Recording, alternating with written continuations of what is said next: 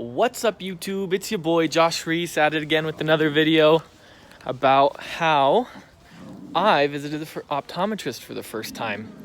So actually I went 20 years of my life without ever seeing an optometrist, which as a pre-optometry person now is kind of very surprising to me because I know that really you should have your kid checked within as early as 6 months old to get their eyes checked. So, I didn't, and my parents didn't know that, I guess. So,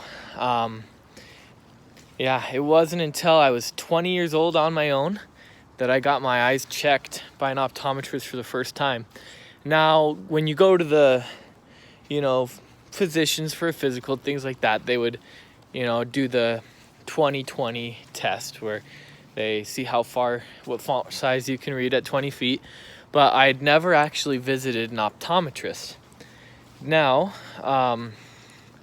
that being said, the first time I visited an optometrist really changed my perspective about what's possible as far as career-wise, and how broad you can still be a healthcare provider and do different things.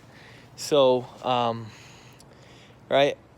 My dad actually worked for Kaiser Permanente, and for those of you who aren't West Coast people, it's the big hospital chain. And I could have, if I needed glasses, probably could have got it for pretty good with the insurance that my dad had through his work. But I never knew that I needed it, just because I could fake my way to the top enough. Kind of look at the chart, memorize it, make sure I do good on the test rather than actually making sure my sight's good. But when I was 20, actually around the time I was 19, I remember putting on a friend's glasses and being like, whoa, I can see better with these on. But I kind of forgot about that experience and just kind of went on living my life. And then when I was serving as a missionary, I had a companion or, someone who's assigned with you that you're hanging out with all the time. And I just remember he would read things or say things that I just couldn't, make out at all. He would, like at nighttime, I don't know if you've been in many of the towns in Arizona, especially Tucson at night, there's like no street lights, right? So things are kind of dim. And I remember him pointing out things and saying, okay, we'll turn at that street. And I just would think to myself, wow, I can't see that at all. How, he must have really good sight. But the more and more, I realized that I couldn't see the same things as him, the more and more he went to say, man, you should get your eyes checked out, you should see, if you need glasses. And I thought glasses were the worst thing. I was like, no, there's no way I'm getting glasses, right? I'm not going to be one of those people who has to wear glasses his whole life. And now, ironically, I am. When I don't have my contacts in. But I remember I signed up to go to like an America's Best. I didn't know where to get glasses, and there's a place nearby that was glasses and contacts. I was like, yeah, that seems pretty good, pretty cheap. And so I went by America's Best one day, put an appointment, and went really quick to the doctor. And I realized that he was a doctor, that people called him, Dr. Whatever. And I thought, wow, I didn't know optometrists were doctors. And then he went on checking my eyes. Turns out I did need glasses. Not too bad of a prescription, but I did end up getting them. And I remember leaving that day thinking, wow, that didn't hurt. There was no blood, no guts, and he was a doctor, Because growing up, I had always thought, medical provider, to be a healthcare worker, you have to be okay with blood and guts. You have to, draw people's blood. You have to do all this nitty-gritty stuff. But what I realized that day at the optometrist's office, out there in Tucson, Arizona at America's Best, is that you don't have to,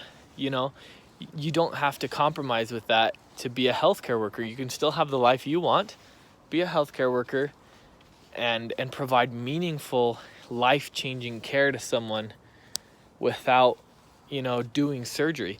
And that had never entered my mind before.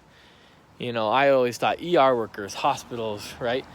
Even like podiatry where you're like cutting people's feet open. I was like, none of that. But that day when I, just went into his office, just felt like, any other, appointment, a therapy, just counseling, felt like that, and you could just sit down and talk with him without him being afraid of like getting into your teeth, something like that, like a dentist. It was just a nice check, really cool guy, it seemed like he was happy, he had the life he wanted, and he was a healthcare provider, and that really changed my perspective going into college and what I wanted to do. And it really let me know that it was possible to do what I wanted to do and to be who I wanted to be without making compromises to those life decisions that I wanted to be, have the schedule you want to have. And honestly, from that visit on, my life changed. I realized that anything is out there. You don't have to, work a bazillion hours, or you don't have to do things you don't want to do to be, just save people's lives. You can really change people's lives by being a normal person. And that's really what an optometrist is. You can provide meaningful, lasting, necessary care while, working the hours you want to work, having the family life you want to have, not going to 5 years of residency. It really, there's something out there for me. And I know that some of you found it that way too. There's something out there for you. You don't have to give up. There's something out there it's what you want to do is out there. And I know maybe not all of you are going into optometry, but I encourage you, shadow, visit people, get your eyes checked, of course, but reach out there, investigate. What you want is out there. Now, if you're new to the channel, go ahead, hit the subscribe button. I'll be posting pretty much every day, every time I take my dog out on a walk. And please hit that like button if you like what I have to say. Thanks. Bye.